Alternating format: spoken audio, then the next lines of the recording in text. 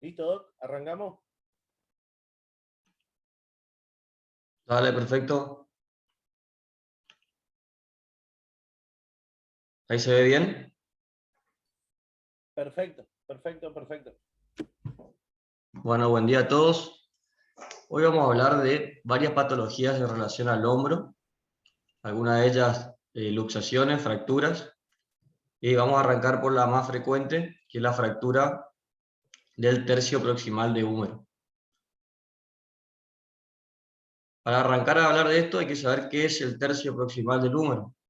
Como vemos ahí en el rectángulo rojo, en el cuadrado rojo, se define como todas aquellas fracturas que se generan por encima de la inserción del músculo pectoral mayor, como ven ahí, ¿sí? En la cresta. Todo lo que está por encima de eso se considera fractura de húmero proximal. Como datos son muy frecuentes, o quizá las más frecuentes en los adultos mayores, y dentro de ellos más frecuentes en las mujeres. Esto un poco a modo ilustrativo, para que vean desde hace cuánto se habla o se estudia este tipo de fracturas. Ya empezó Hipócrates hace más de 2000 años, y de ahí pasamos casi a la actualidad con las primeras clasificaciones que vamos a mencionar ahora. Inicialmente se habló solamente de las partes o de la fisis del húmero proximal y se le dividió en sus partes básicas, o como ahora veremos, y más adelante en el 70 NIR usó esa clasificación inicial de Codman en las 4 partes, pero la subdividió y la hizo un poco más útil y con un pronóstico más efectivo. Más adelante, la O, que es esa asociación que creó una clasificación más universal, más reproducible, y que es quizá la que más se use hoy en día. Es un poco más compleja de entender, pero vamos a mencionarla también. Bueno, para entender las clasificaciones hay que recordar un poquito la anatomía del húmero proximal y cuáles son esas partes o tuberosidades. Tenemos por un lado la cabeza humeral, que está unido a sus tuberosidades, el troquíter o tubérculo mayor, el troquín o tubérculo menor, por el cuello anatómico. Y por último, tenemos el cuello quirúrgico, por debajo de las tuberosidades, como unión de todo el húmero proximal al resto de la diáfisis. Siguiendo con la anatomía, acá que podemos ver parte del manguito rotador, el subescapular en el troquín y el supraespinoso en el troquíter. Un poco viendo estas inserciones nos vamos a imaginar cómo va a ser el desplazamiento de estos fragmentos en una fractura de húmero proximal, y parte de la irrigación de la arteria axilar con sus ramas colaterales, circunfleja anterior y posterior, y veremos que de la anterior se desata esta rama colateral que es la arteria arcuata o arqueada. ¿Qué tiene de importante esa rama de la circunfleja anterior? La ascendente humeral anterior, como dice acá, arqueada, arcuata, son todos sinónimos. Como ven, pasa entre las tuberosidades y le da ramilletes a la cabeza. ¿Qué implica esto? Que todas las fracturas a nivel del cuello anatómico tienen altas chances de hacer osteonecrosis o pseudoartrosis por esta irrigación, ¿sí? O sea que cuando ven una fractura a este nivel ya se imaginan que el pronóstico no va a ser tan bueno.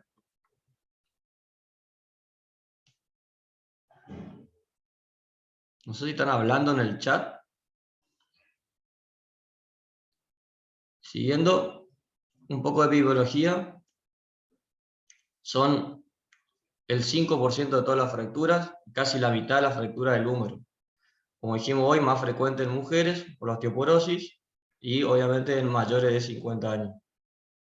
Por lo general, en estos pacientes, justamente los añosos, son mecanismos de baja energía, y en el 80% de los casos el desplazamiento va a ser mínimo, por lo cual el tratamiento va a ser incruento o conservador.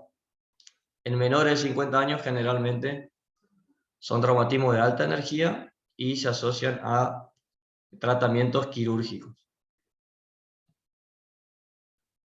Yendo al mecanismo de lesión, como vamos a ver en casi todos los próximos temas, hay dos mecanismos en todo lo que es hombro. El traumatismo indirecto, ¿sí?, que es lo más común, caída con el brazo de extensión, con la mano extendida en defensa, y el peso del cuerpo que se va hacia un lado o hacia el otro va a generar el desplazamiento. Este es el tipo más frecuente en los añosos también. Y en los jóvenes, el trauma directo es el más frecuente, que hablamos hoy de alta energía. Y por último, no olvidarse que el húmero proximal, al igual que el fémur proximal, son lugares de asiento de metástasis o patologías tumorales. Volviendo a la clasificación, acá están las 4 partes que hablábamos de Codman. La primera, que lo dividió en sus partes, solamente era descriptiva y se basó en la descripción solamente por la unión fisaria de estas 4 partes. Después NIR usó eso inicialmente y la subclasificó en 6 tipos. El tipo 1, que no está acá, es cualquier fractura en cualquiera de esas tuberosidades o partes que hablamos que tenga menos de 1 centímetro de desplazamiento o menos de 45 grados. ¿Sí? Eso anótenlo, porque podría ser pregunta, y algo que define la clasificación. ¿Sí? Menos de 1 centímetro y menos de 45 grados, cualquiera de todas estas ubicaciones, perdón, va a ser un tipo 1. Después arrancamos con el tipo 2, que ya es la fractura del cuello anatómico, por suerte bastante infrecuente.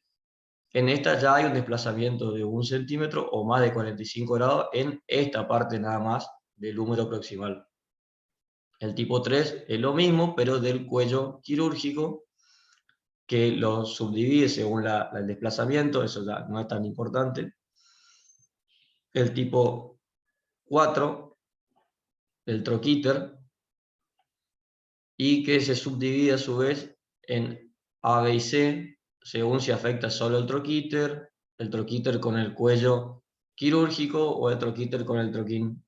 Y el troquín, que es el tipo 5, es exactamente igual, solamente que 5, A, B y C, ¿sí?, si se une al cuello, al troquíter o si es solo troquín.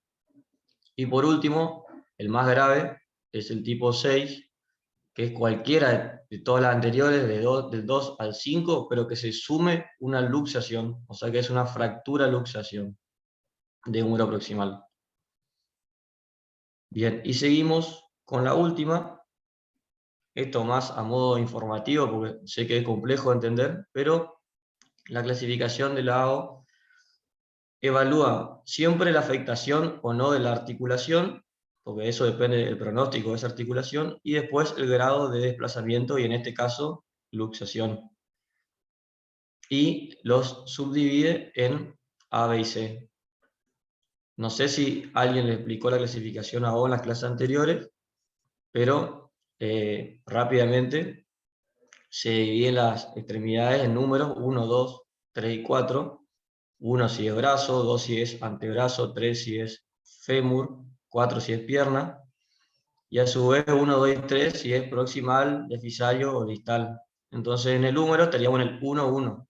1 por ser húmero, 1 por ser proximal. Y ahí seguimos lo que dice acá, A, B y C. El A son aquellas que son extraarticulares, ahí ven que dice 1, 1. Y dentro de las extraarticulares ya la subdivide según la afectación o no de la metáfisis y el grado de impactación. Eso ya no interesa que lo recuerden. Después el tipo B es articular de forma parcial, ¿sí? En una parte del trazo de fractura llega a la articulación, la otra no. Y la tipo C es 100% articular, es la más grave. Y esta a su vez se subdivide si tiene un poco de desplazamiento, mucho desplazamiento y aparte impactación, o que esté luxada, que sería como un tipo 6 de NIR. Bueno, vamos a la clínica, que es lo más importante y lo que quiero que por ahí recuerden y se lleven de la clase. ¿Cómo va a venir el paciente a la guardia? Obviamente va a tener dolor en la zona, en el hombro irradiado al brazo, hasta el tercio medio del brazo se puede irradiar. Puede haber un poco de edema, eso ya es quizá después de unas horas. Y se puede manifestar hipoestesia en toda la cara lateral del hombro. El signo de Ennekien, que es esa imagen que se ve ahí, es un hematoma o una equimosis en la cara interna, generalmente y anterior del brazo. Es más frecuente en el paciente añoso y aparece, como dice ahí, hasta las 48 horas. Siempre importante evaluar el compromiso neurovascular de estas fracturas, palpar y sentir la cara lateral del hombro y que el paciente refiera que lo siente bien. Si hay algún tipo de hipoestesia, siempre dejar anotado ante la duda en la historia clínica que hay hipoestesia, después puede aparecer o no, así que déjenla. Y por último, sospechar, sobre todo en añosos o en alta energía, que no haya una luxación asociada por la palpación o igualmente después siempre una radiografía. Para el diagnóstico, aparte de lo que vimos anteriormente, siempre las radiografías frente y perfil son fundamentales en toda fractura, en traumatología en general, el par radiográfico, frente y perfil, nunca olviden. Vamos a ver ahora los tipos de radiografía más frecuentes en el hombro. Y en fracturas complejas o en las cuales uno quiere programar un tratamiento quirúrgico complejo, generalmente se pide una tomografía con reconstrucción, donde vamos a poder ver mejor esas 4 partes, su desplazamiento y planificar así la cirugía. Bueno, dentro de las radiografías, es para que sepan más que nada cómo se hace un frente verdadero de hombro. ¿Por qué verdadero? Porque el frente común, el paciente está apoyado con la espalda sobre la pared. Y el frente verdadero, o esta que dice anteroposterior, es aquella en que el paciente está inclinado a 45 grados con respecto al chasis y el rayo entra a 90 grados. Eso hace de que se desplace o se despliegue la inclinación de la escápula y se pueda ver mejor la cabeza humeral. Lo mismo la lateral o axial de escápula también se llama. La axial de escápula es prácticamente lo mismo, pero al revés, el paciente está dándole la espalda al rayo en 45 grados con el hombro contra el chasis. Y el rayo siempre entra perpendicular. Esta la puse porque aparece en varios de los libros que se utilizan en la cátedra, pero más que nada para decirle que es prácticamente imposible levantar así el brazo de un paciente fracturado. O sea que no la tomen como una radiografía útil, sino que está a modo de ejemplo. Prácticamente, o yo diría imposible que el paciente se ponga en esa posición. Esta se puede usar también para ver el desplazamiento anteroposterior, es otro tipo de axilar. En este caso el rayo entra de cefálico a caudal en perpendicular al chasis. Por último, como hablábamos hoy, tomografía. Se puede hacer reconstrucción tridimensional, como se ve abajo a la derecha. Ahí se puede ver bien el troquíter, el troquín, un desplazamiento de la diáfisis por debajo del troquíter, o en sus distintos cortes, que ahí se ve bien el desplazamiento del troquín y el troquíter arriba a la derecha. Siempre muy útil hoy, casi de rutina diría, en fracturas con más de 2 fragmentos. Ante la duda siempre se pide. Bueno, yendo al tratamiento, por suerte, como habíamos dicho, el 80% de los casos no hay desplazamiento, son fracturas tipo 1, tipo 2, 3 con poco desplazamiento. Y en ese caso el tratamiento conservador, y en pacientes jóvenes con algo de desplazamiento, como dice ahí, hoy en día una gran mayoría deciden el tratamiento quirúrgico, más que nada para conseguir una rápida rehabilitación.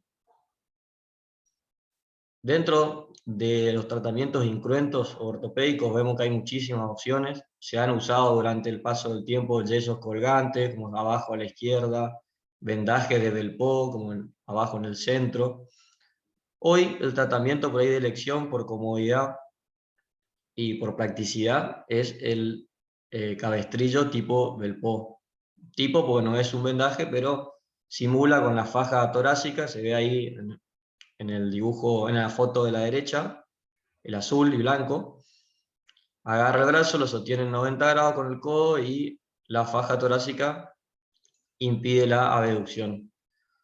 Este tratamiento se deja habitualmente por 4 semanas, a veces un poco más si el paciente es añoso. Se libera el codo antes para empezar a la flexo-extensión del codo, pero manteniendo el brazo cerca del cuerpo.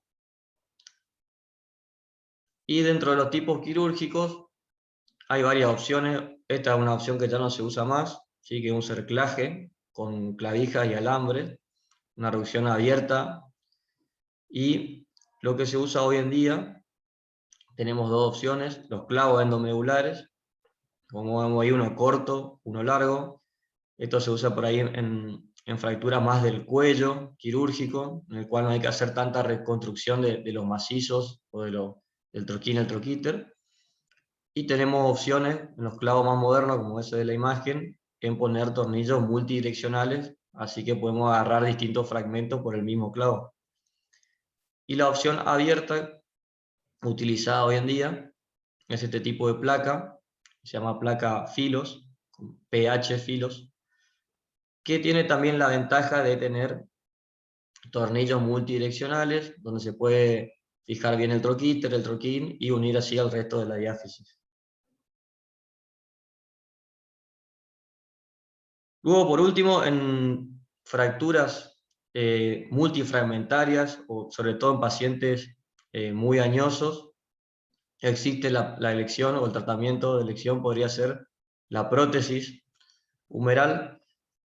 En pacientes jóvenes, yo creo que la mayoría de nosotros siempre trataríamos de hacer una osteosíntesis y salvar la articulación, explicando al paciente obviamente que hay alta frecuencia de osteonecrosis o osteoartrosis, de fracaso de esa osteosíntesis con posterior transformación o un reemplazo articular. Pero en pacientes jóvenes siempre se trata de rescatar la articulación. En añosos, como uno trata de reducir los tiempos de recuperación, quizá la opción de elección va a ser la prótesis en fractura luxaciones severa o fractura con muchos fragmentos. Bueno, dentro de las complicaciones tenemos lesiones vasculares del plexo braquial, que no son tan frecuentes, como máximo 6%. La necrosis vascular estábamos hablando recién, en fracturas de 4 partes o más son las más frecuentes obviamente. Pseudoartrosis, que también está relacionado a la ubicación, como hablábamos hoy, en el cuello anatómico o las partes. El hombro congelado y la miositis ya son complicaciones a mayor largo plazo, ¿sí? Y generalmente están asociadas a la falta de rehabilitación o la poca cooperación en la rehabilitación. Bueno, cerrando el primer tema, sabemos que entonces las fracturas de húmero proximal son quizás las más frecuentes del húmero, las más frecuentes, o una de las más frecuentes en pacientes mayores, mayores 60, 70 años, más frecuente en mujeres. Recuerden la anatomía del húmero con sus 4 partes, y a partir de eso la clasificación más usada hasta hace poco tiempo, la de NIR, que es una clasificación anatómica, y que deben recordar que el desplazamiento se basa en que cualquiera de esos fragmentos se desplace 1 centímetro o 45 grados. Si eso no ocurre, no es un subtipo de la clasificación, sigue siendo tipo 1, 45 grados y menos de 1 centímetro. Recuerden la clínica: paciente con el brazo pegado al cuerpo, va a tener impotencia funcional para la abducción, para la elevación, no va a tener mucha deformidad en el hombro, puede tener o no equimosis, y siempre par radiográfico, y el tratamiento, por lo general, recuerden, conservador, sobre todo en pacientes añosos. Las preguntas vamos a dejar para el final de de los temas que vamos a tocar, una cuestión de tiempo. Así que seguimos con el siguiente tema. También es uno de los temas más importantes en el hombro, junto con la fractura proximal, que es la luxación de hombro, o luxación escapulohumeral o glenohumeral, que es la pérdida de las relaciones, como se ve ahí, entre la glena y la cabeza humeral. Como decíamos hoy, tiene dos mecanismos, como casi todo traumatismo del hombro, el indirecto y el directo. El directo es más frecuente en accidentes deportivos y el indirecto es el más frecuente en general y se debe por lo general a caídas de propia altura. Bueno, la clasificación es simple, se clasifica según el desplazamiento de la cabeza sobre la glena. Hay tres tipos, a grosso modo: la luxación anterior o glenohumeral anterior, ¿sí?, que es la luxación más común, la luxación de hombro anterior; la posterior o la inferior o erecta, que ya veremos más adelante. En esta imagen están representados subtipos de la clasificación anterior. Los subtipos se llaman según dónde se ubique la cabeza humeral. Si está por fuera de la coracoides, extracoracoidea; por debajo, subcoracoidea.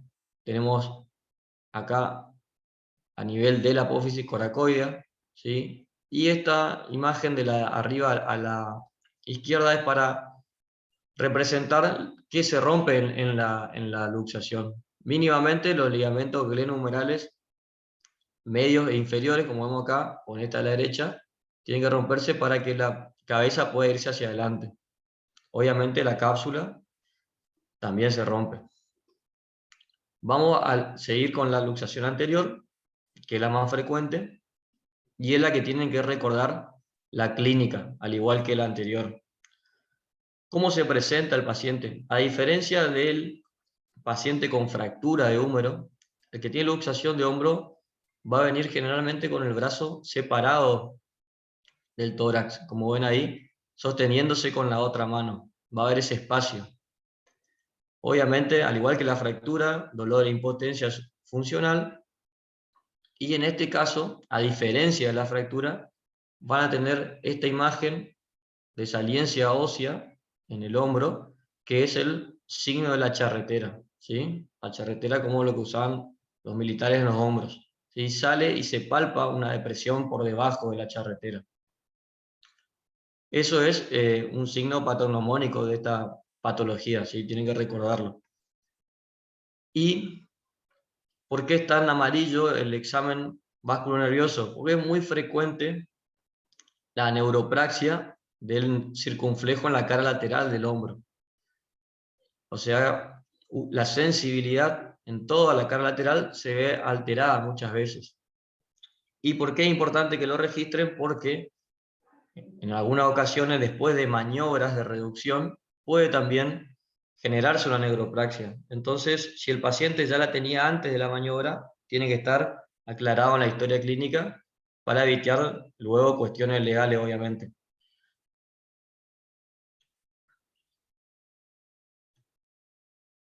Acá lo mismo, vemos en la inspección el signo de la charretera en el hombro izquierdo. Ahí se ve, con una depresión abajo, en la palpación ustedes van a sentir una depresión después de la saliencia ósea. Y estudios complementarios, al igual que en la fractura, tenemos frente y perfil. En este caso, uno puede ver en el frente la luxación, pero si no hacemos un perfil no vamos a poder saber si es anterior o posterior. Con un poco más de experiencia a la palpación se puede inferir que es anterior, pero siempre tienen que pedir un par radiográfico, ¿sí? Al igual que en la fractura. Acá vemos distintos tipos de luxación anterior, como hablábamos hoy, según la ubicación de la cabeza, una subclavicular o una subcoracoidea.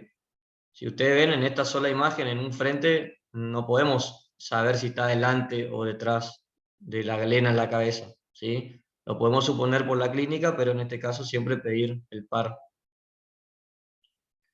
Después pasamos a la luxación posterior, que ahí como vemos en este frente de la izquierda, podría ser tranquilamente una luxación anterior, y como tenemos el perfil, podemos ver que se desplazó hacia atrás de la glena. La luxación posterior, lo único que quiero que recuerden que es muy infrecuente y que se puede dar en casos de ataques epilépticos o convulsiones y en casos de electrocuciones, ¿sí? O sea que no es infrecuente dentro de la infrecuencia de la patología, no es infrecuente ver un paciente que cayó al piso por un ataque epiléptico con un dolor en el hombro y encontrarse una luxación posterior. O lo mismo, algún trabajador de la electricidad, o puede ser también una persona en el hogar, que recibe una descarga eléctrica y aparezca con dolor en el hombro, por el sacudón, digamos, que da la electricidad, puede generarse una luxación posterior también. Y por último, la más infrecuente de todas, yo particularmente nunca vi una en vivo y casi nadie creo que vio, es la inferior o erecta, que tiene como característica de que hay una gran energía y carga axial de cefálico a caudal en el hombro y la cabeza del húmero queda trancada por debajo de la glena hacia arriba. Entonces el paciente va a entrar como está en el dibujito a la derecha, literalmente con la mano, el brazo, el antebrazo arriba de la cabeza y agarrándose del otro lado para que no se le caiga el brazo. Sumamente infrecuente y está relacionado en general a traumatismo de alta energía. Dentro de las lesiones asociadas que hay en la luxación de hombro, las que queremos que recuerden son principalmente estas dos, o son lesiones clásicas, así que anoten la definición. La lesión de Bankart es un arrancamiento en la parte anteroinferior de la glena, del rodete glenoideo, ¿sí?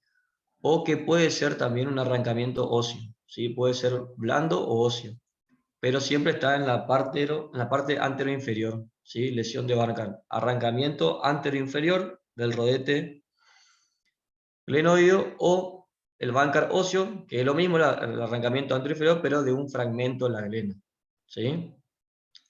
Y la lesión de Hill-Sachs, que es la depresión de la cabeza en la parte posterolateral debido al impacto de la cabeza contra la glena en el momento de la luxación, ¿sí?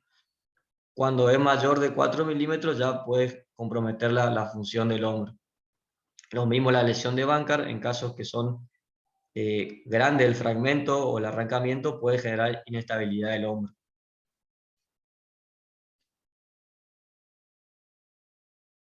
También, como lesiones asociadas, como hablamos hoy, puede haber fracturas. Lesiones del manguito rotador también son muy frecuentes, como el supraespinoso.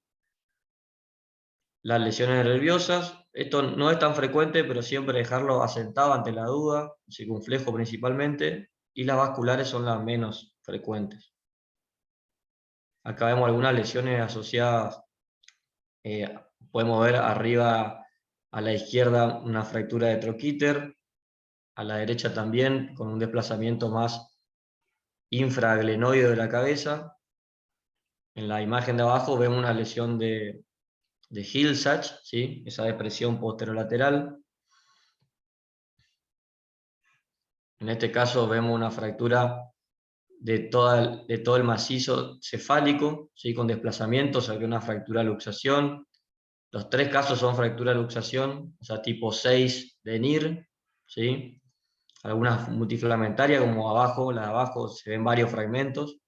Todas lesiones muy graves, estas, todas de tratamiento quirúrgico abierto, obviamente.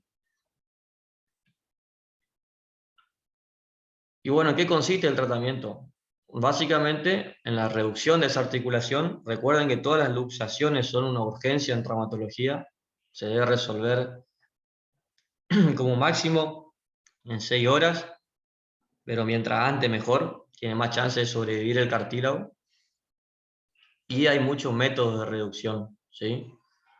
Una de las maniobras por ahí más utilizada es la maniobra de motes o de la sábana, en la cual se hace entre dos personas, una se pone del otro lado de la camilla y pasa una sábana por debajo de la axila y tracciona hacia su lado, y la otra persona tracciona en el eje, el brazo, como se ve ahí, y va haciendo rotaciones y elevación del brazo hasta que se siente la reducción.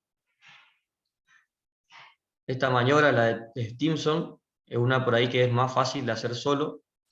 Se pone al paciente en la camilla boca abajo, con el brazo colgando, siempre con el hombro por fuera de la camilla como se ve ahí, y mejor si se pone algún realce debajo del hombro.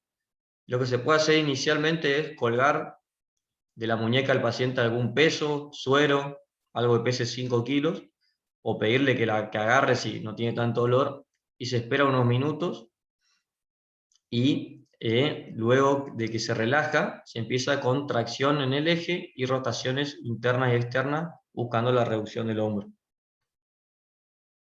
Esta la pongo a modo ilustrativo. La realidad es que la más agresiva y nunca se hace, que es la de Hipócrates, en la cual el mismo médico pone la planta del pie en el hueco axilar, tratando de llevar la cabeza del húmero hacia adentro, mientras que tracciona el brazo en el eje y genera rotaciones. Muy difícil de hacerla, y además tiene altas chances de fractura o de lesiones neurovasculares, así que no la recomiendo. La de Kocher, que también se suele asociar a una contratracción del otro lado, como la de Motes con la sábana. Esta es una maniobra más de biomecánica, que lo que trata es desimpactar la cabeza primero y después reducirla. Primero se hace una tracción en el eje con rotación externa y abducción. Una vez que se hace la abducción, se hace rotación interna y aducción, ¿sí? Y siempre manteniendo la tracción. Y eso lleva a la cabeza en la primera maniobra a desimpactarse, y en la segunda y tercera a volver a su lugar. Antes de pasar a la inmovilización, es importante decir que hoy en día todas las maniobras de reducción se hacen en quirófano con anestesiólogo y con sedación. No pues no podamos hacerlo de la otra manera, sino por cuestiones legales.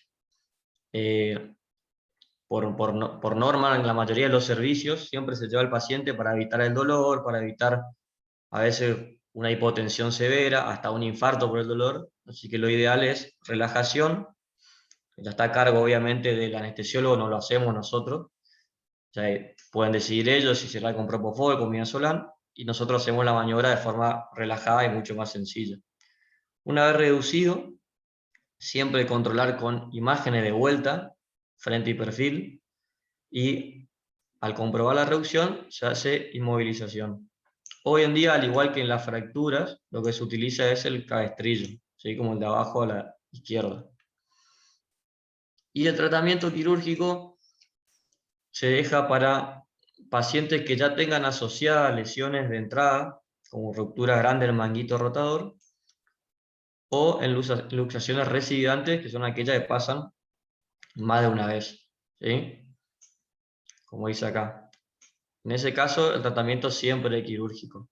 Hoy en día, el tratamiento de elección es artroscópico, se pueden hacer tratamientos abiertos, ¿sí? Se siguen haciendo de hecho, pero el de elección es artroscópico. Bueno, terminamos con el segundo tema. Quiero que recuerden de este tema la clínica, ¿sí? Lo más importante de la clínica. Recuerden el paciente con el brazo separado del tronco, sosteniéndose con el brazo contralateral, el signo de la charretera, ¿sí? Esa depresión, esa saliencia ósea con depresión en la cara lateral del hombro, obviamente el dolor e impotencia funcional, y no se olviden del examen neurovascular, ¿sí? De dejar registrado siempre, en el caso de ser necesario, que hay una hipostesia en la cara lateral del hombro. El tratamiento de elección Generalmente es incruento cuando no hay lesiones asociadas, ¿sí? Reducción e inmovilización. Y dentro de las lesiones asociadas, no se olviden de la lesión de Bankart y de la Hill-Sachs, ¿sí? Bankart, repito, arrancamiento anteroinferior del rodete glenoideo, que puede o no estar asociado a fractura del rodete glenoideo. Y la lesión de Hill-Sachs, esa depresión en la cara posterolateral de la cabeza, debido al impacto contra la glena.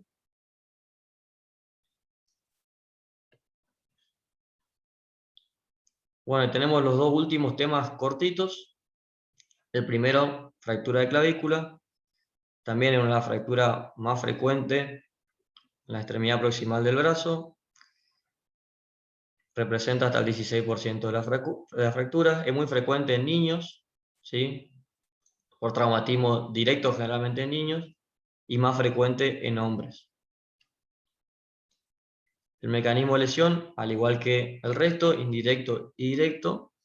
En este caso es más frecuente el directo, sobre todo en los chicos, caída de hombro, saltando en la cama, caen de hombro, saltando los amiguitos, ¿sí? O haciendo algún deporte, aterrizan con el hombro y la energía se traduce, entra por el hombro y sale por la clavícula, ocasionando una fractura de clavícula.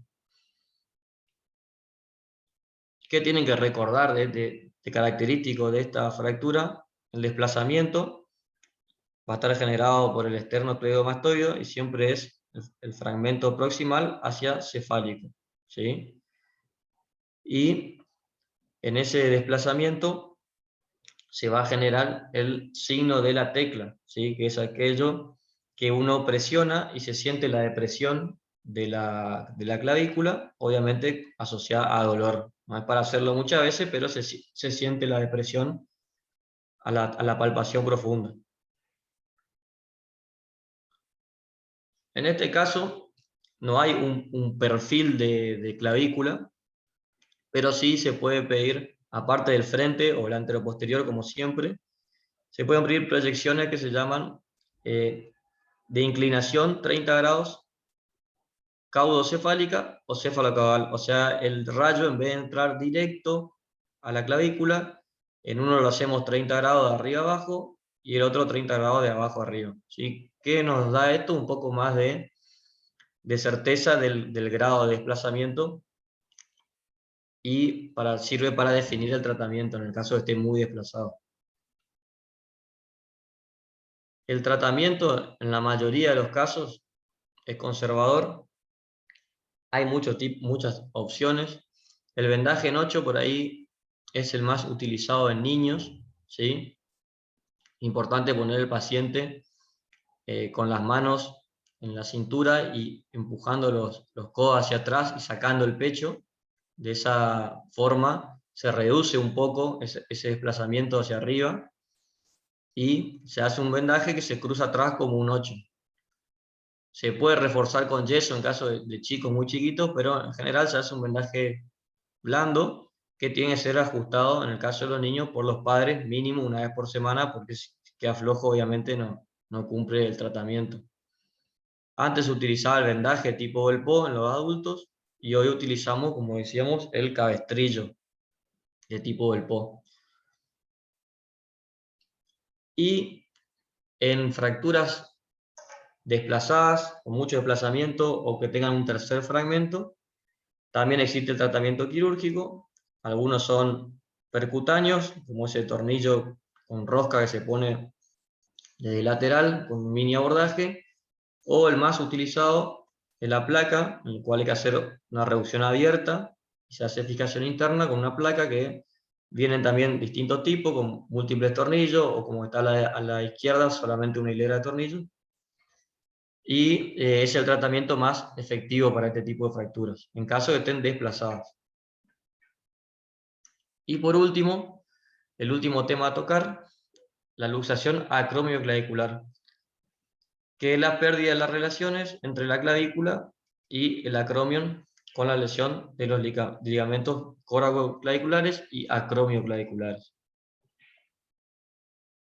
Lo mismo, mecanismo directo, en este caso, al igual que la fractura, es el más frecuente. En este caso, la energía también entra por la cara lateral del hombro, pero en vez de salir por el tercio medio de la clavícula, sale a nivel de la articulación, lesionando los ligamentos, como hablamos hoy, conoide y trapezoide, o los acromioclaviculares. Y el indirecto, al igual que los anteriores, es la caída sobre el brazo en extensión o sobre el codo, y es más infrecuente. En este caso, como dice ahí, desplaza la clavícula hacia arriba y eso genera la lesión de los ligamentos.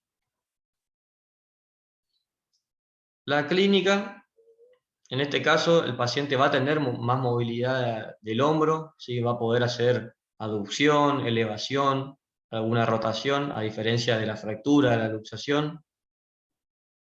El dolor va a ser bien exquisito en la articulación, o sea, ustedes van a palpar la acromioclavicular y ahí va a doler.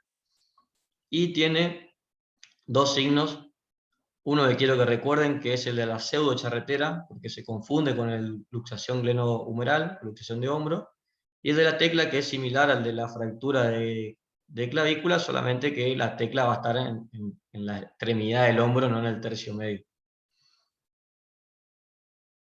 Ahí vemos por qué es pseudocharretera, porque en este caso la elevación no se produce en la cara lateral o al final del hombro, sino está por encima del hombro, y uno no palpa esa depresión en la cara lateral del hombro como en la luxación glenohumeral. Así que este es un signo que se diferencia a la del hombro. Deben recordarlo, ¿sí? Ahí vemos. Este signo se presenta ya en luxaciones que son más avanzadas, ¿sí? En grado 3 para arriba. No importa la clasificación en este caso, pero les habla a ustedes de forma indirecta de que ya hubo una lesión de los ligamentos acromioclaviculares y coracoclaviculares para que haya ese tipo de desplazamiento.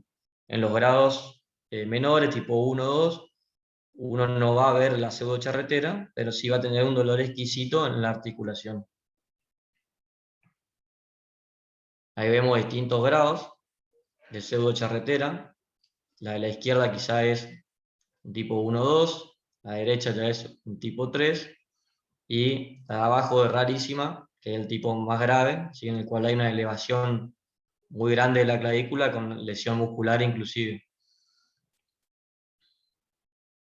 Esta es la clasificación, la de Rodwood, es media compleja, no hace falta que la recuerden, pero ahí vemos que el tipo 1 y 2 son los dos primeros, no hay desplazamiento, o sea que no va a haber pseudocharretera.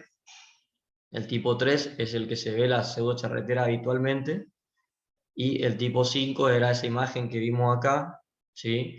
En la cual la clavícula está muy elevada y hay lesión, como dice ahí, de la fascia deltotrapezoidal, ¿sí? El tipo 6 tiene como característica de que se desplaza hacia abajo y el tipo 4 hacia atrás, ¿sí?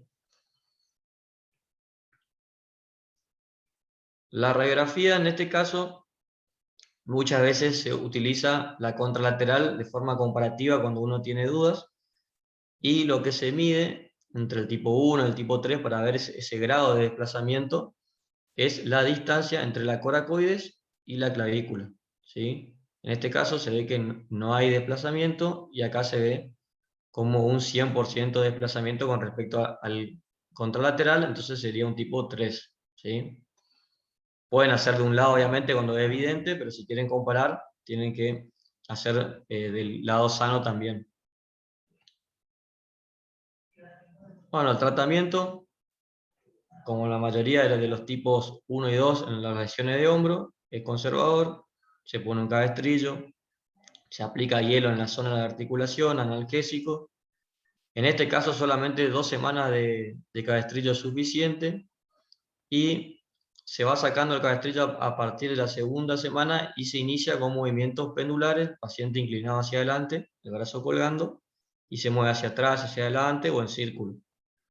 El traumatismo deportivo, en el caso de ser un deportista, hay que evitarlo casi por 2 meses, entre 1 mes y medio y 2, según el tipo que sea. Y en los grados más avanzados existen distintos tipos de tratamientos.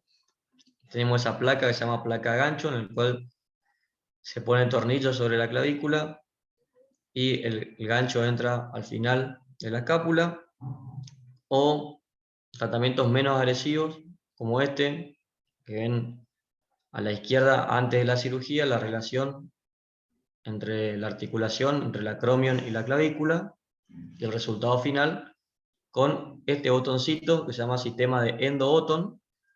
Como ven arriba hay un botoncito y abajo hay otra chapita unido por una especie de sutura muy fuerte, ¿sí? Se perfora los dos huesos, se reduce, se tracciona y se baja el botón haciendo un nudo, reduciendo la articulación, ¿sí? Esto se deja para los casos 3 para adelante. El 3 inclusive es discutido, puede o no operarse según la decisión del paciente o la actividad que haga el paciente. En los tipos 4, 5 y 6, en general el tratamiento siempre es quirúrgico y bueno, se puede optar por cualquiera de estas opciones. Muy bien, con eso terminamos, Diego, los 4 temas. Si alguien tiene preguntas de cualquiera de ellos 4, y le dejo mi correo por si alguien me quiere hacer alguna pregunta por mail, no hay ningún problema, va a ser respuesta. No sé si el chat, que veo que hay... En el chat anotan la asistencia generalmente, Doc. Ah, está. Perfecto, Eso, muy bien. chicos, ¿preguntas? Yo tengo una pregunta, doctor. Sí, Buenos días. buenos días. En la luxación escapulohumeral, en las maniobras para volver a la articulación al eje normal, antes Sí, el Hipócrates mencionó otra que no me quedó muy claro cómo era. vamos para atrás a ver. Creo que era la de Stimson, puede ser. Era la de Stimson, exactamente. La de Stimson es la única que se hace, esta o esta, No, la de Stimson. la de Stimson. Esta tiene la ventaja de que se puede hacer con una sola persona, o sea, el mismo médico lo puede hacer. El hecho de sacar el hombro por fuera de la camilla hace como de tracción o de contratracción, que sería la sábana en las otras maniobras, y el peso que uno pone en la muñeca o que hace el paciente sostener va como desimpactando o desencajando la cabeza de donde esté, llámese subcoracoidea, sublenoidea, subclavicular, y una vez que se va desimpactando por ese peso o la tracción que hace en este caso el médico, se ve que está haciendo fuerza hacia abajo, se suma la rotación del antebrazo junto con el brazo, obviamente, para interno o para externo, buscando de que se desimpacte y entre sola la cabeza. ¿Sí? Es quizá la menos agresiva de todas las maniobras. ¿Se entendió? Sí, con un peso entonces se Se puede cierra. poner un peso por unos 5 o 10 minutos. En este caso se necesita obviamente un paciente colaborador de que quede acostado boca abajo con un peso o colgado de la muñeca o que agarrándolo con su mano y que se vaya relajando. Si no se relaja o no agarra el peso, es difícil, ¿sí? Ujú. Pero ahí se Ese peso entendió. hace tracción. ¿Cómo? Ahí me quedó claro cómo era el tema de que el paciente sostenga el peso. Bien. Gracias, ¿Alguna doctor. otra? Sí, doctor, buen día. Buen Disculpe, día. usted había dicho que había algunas situaciones en las cuales era más conveniente hacer una reducción quirúrgica, pero ¿eso se realiza siempre o en qué situación sería? ¿En la luxación o en alguna de las fracturas? No recuerdo ahora mismo, pero sí recuerdo que hizo la aclaración de que en ocasiones era más simple hacer de manera quirúrgica. Quizás te refieras a las fracturas, en las Ah, fracturas que son de clasificación alta, digamos, con muchos fragmentos. En esos casos, sí se hace directamente una reducción abierta, habré dicho, ¿sí? Ajá, Que, ajá. para poder ver los fragmentos y ponerlos en su lugar. Ya no se puede hacer reducción cerrada, Claro, ¿sí? claro. En caso de fracturas multifragmentarias o en el caso de que la fractura esté asociada a luxación o de que la Ah, luxación esté asociada a fractura, ¿sí? Bueno, es lo mismo. bueno, doctor, gracias.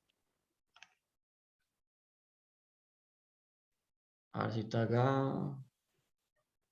¿Alguna otra pregunta? En estas imágenes fueron las que mostré, que son luxación de hombro.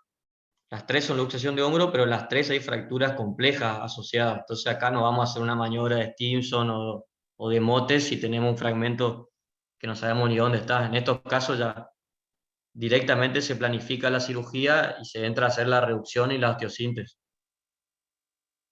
Y otra pregunta, doctor, disculpe, pero ¿cómo uno se podría dar cuenta de eso, de que está con una fractura asociada solamente con radiografía, ¿no? Solamente con radiografía. Por eso siempre antes de hacer una reducción, sea en quirófano, sea en la guardia, si no hay quirófano, tiene que haber una radiografía. Porque si hay una fracturita asociada y nosotros hacemos Stimson, Motes, cualquiera, y esa fracturita puede ser más grave o puede ser desplazada, ¿sí? Y eso ya es iatrogénico. Perfecto, Entonces sí o sí tiene que haber una radiografía. perfecto, doc, gracias.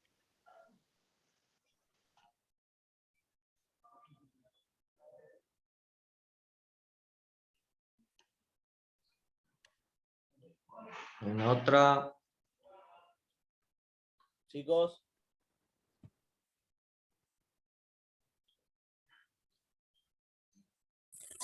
Doctor, buen día. un día, En el caso de que estemos, por ejemplo, ¿no? En una cancha de fútbol y no tengamos sí, los medios, no estemos en un lugar un poco desolado, retirado. Usted dijo que sí, generalmente, y en este caso que explicaba recién, justamente por temor o por cuidado a que haya fracturas, eh, se intenta hacer la reducción en el momento o se lo inmoviliza simplemente al brazo del paciente y se lo trata de llevar a un lugar lo más próximo donde se lo pueda atender o hacer una placa en el caso de que se pueda. Le hablo porque hay lugares sí, donde sí, sí. no hay Está bien tu nosocomio pregunta. cercano. Sí, sí, sí, me ha pasado a mí, de hecho. En ese caso, va a depender un poco de la experiencia, obviamente, del médico. ¿A qué voy? Por ejemplo, si yo estoy en una cancha de rugby, como me pasó a mí, y nada, es un paciente de 18 años, 20 años, musculoso, vos viste el traumatismo, viste la maniobra, digamos, y lo revisás clínicamente y tiene la charretera, no tiene pinta de que haya lesiones asociadas y es muy difícil que haya una fractura, no se palpa ningún crujido ni nada, y estamos, ponerle en el medio de la nada, como decís vos, y no hay ambulancia y no hay nada cerca, en ese caso sí trataría de hacerle la reducción, en ese caso. Ahora, si estoy acá y se cayó en Tarahui, lo pongo en la ambulancia y lo traigo al hospital y le hago todo, ¿sí? O sea, es distinto la situación. Ahora, si tenés duda, están en el medio de la nada y tenés duda, pero hay algo para trasladarlo a 4 horas y vos tenés dudas, trasladalo, ¿sí? Siempre es mejor que ante la duda le hagas la radiografía y lo traslades.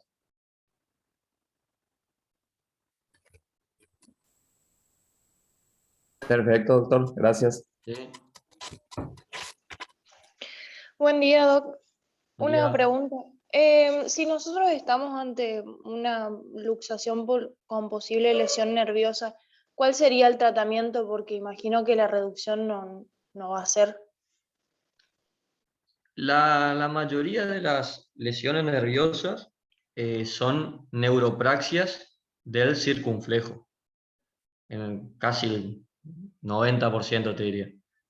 Entonces, como es una neuropraxia, el tratamiento es el mismo, ¿sí? Lo único que cambia es que vos en tu historia clínica ya vas a dejar asentado que el paciente vino con hipoestesia o anestesia de la cara lateral del hombro, que le hiciste radiografía, que está todo bien, y que va a proceder a hacer la reducción.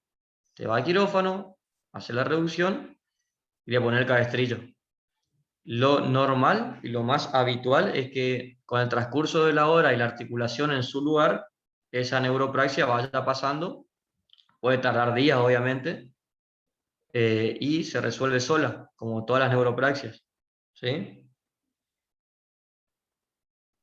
Ah, buenísimo. Gracias. Lo que no hay que hacer es tener dudas de que haya o no, o sea, pongo o no pongo porque siente un poco, o el paciente es medio histérico y me dice no siento, pero después siente y te queda, porque te puede pasar eso, que te da los gritos y te da sí, siento, no siento. En ese caso vos ponés directamente que tiene hipoestesia, ¿sí? Cuando tenés dudas, ponés que tiene hipoestesia, no duden en dejarlo asentado. Porque si después vas a hacer la maniobra y de repente, después de la maniobra, se genera una hipoestesia que puede pasar también, por tracción, por neuropraxia, y ahí podés tener algún problema legal porque no estaba sentado antes, ¿sí? Nunca dejen de poner. Buenísimo, muchas gracias. De nada.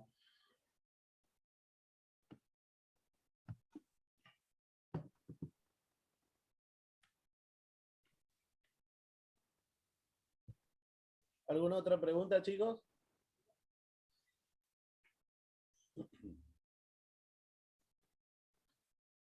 Parece que estamos, doctor. Bueno, muy bien. Ahí le dejo mi correo si me quieren mandar, ya saben. ¿Sí?